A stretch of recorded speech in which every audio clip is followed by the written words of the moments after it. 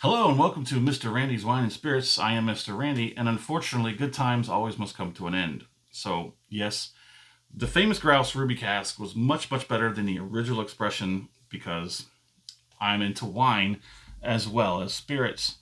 So, if you are too, you'll probably like this. If you're new to the channel, hello and welcome to the channel. If you're a returning viewer, welcome back. You know how we do. Let's get on with the show, shall we? So, this is called a final pour episode. Now, what that means is this is a third and final part in the series that I do my reviews on libations of sorts. And the first part is off the rip. I get the bottle home, crack it open, have the first pour, share my first impression with you because sharing is caring. Part two, we're going to get halfway down. I'm going to let it sit for about a week, maybe two, and let the whiskey, spirit, whatever have you, inside the bottle open up a little bit. For better, for worse, it is what it is. I gather as much information as I possibly can on the interwebs. I bring them back to you, hopefully within a timely manner of 10 minutes or less. Sometimes I'm starting to go over 10 now. I apologize if your attention span just can't grasp it. I understand. Part three, all the way down the bottle to the final pour. As you can see, I got a little carried away, almost too much. But final pour is the last pour. We decide whether or not this final pour stands up to the halfway point or the first pour. So let's get it on, shall we? So this is the famous Grouse Ruby Cask, and it is finished in port cask. Were they casks or were they butts? I think they're butts. If you don't know what a butt is, it's a very large barrel. Very large. So barrels come in many sizes, but they're not all called barrels due to their sizes. Instead of giving them a volume on a barrel, they give you a different name for it. And butts, well, a butt can be literally the size of a bedroom. They're that big. I forget how many gallons or liters there are exactly, but a butt is a very large barrel. A cask is a little bit smaller than a barrel. It's kind of muted a little bit. I'm getting more port on the nose than the Scotch, but it's still quite nice. It's, like I said, muted, very mellowed out. It definitely is showing you that this is something you should drink faster than it goes bad, and that is because it is wine influenced. It is finished in a wine barrel. I'm sorry, cask. So it does have a little bit more organic compounds to decompose and sort of, turn on you. So let's go ahead and get on the palate.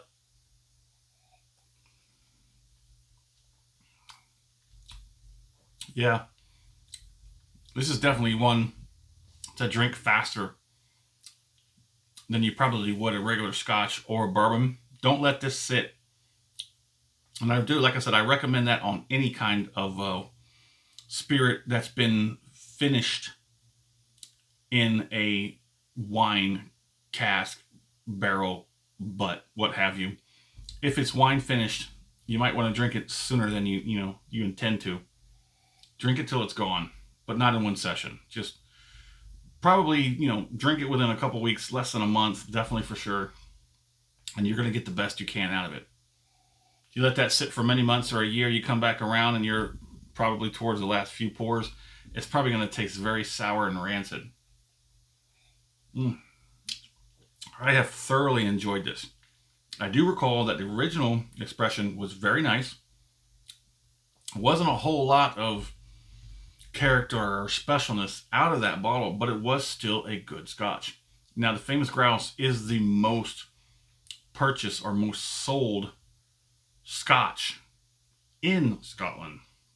It's also relatively famous outside of Scotland in the UK.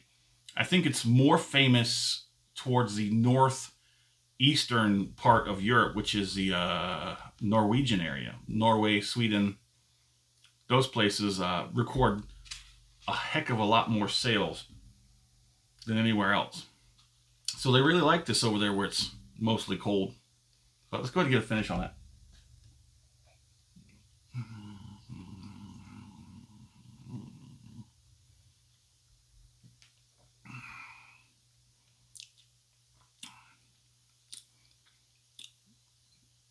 Still got some decent viscosity. Yeah, that's got good viscosity. And it transfers pretty well to the mouth as well.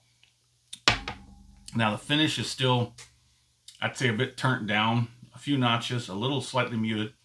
You get more effect than you get flavor. You get that deep richness of the port.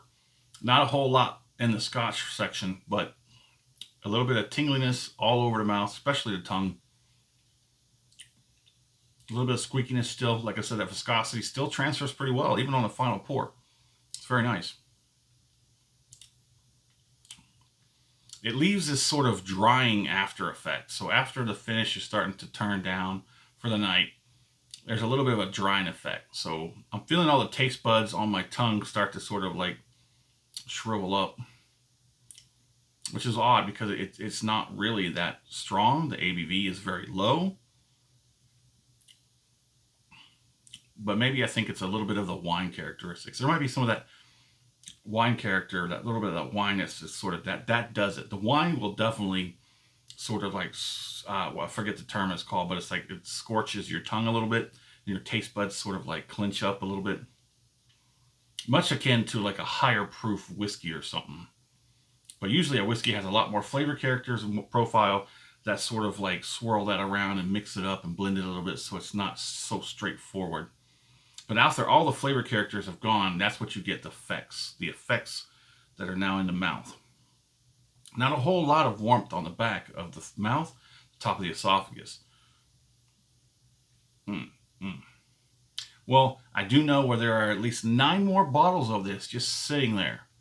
So let us know what you think in the comments about the famous Grouse Ruby Cask, cask series, blah, blah, blah, blah, blended Scotch whiskey. And as always, thanks for stopping by here at Mr. Randy's Wine and Spirits. You have a good one.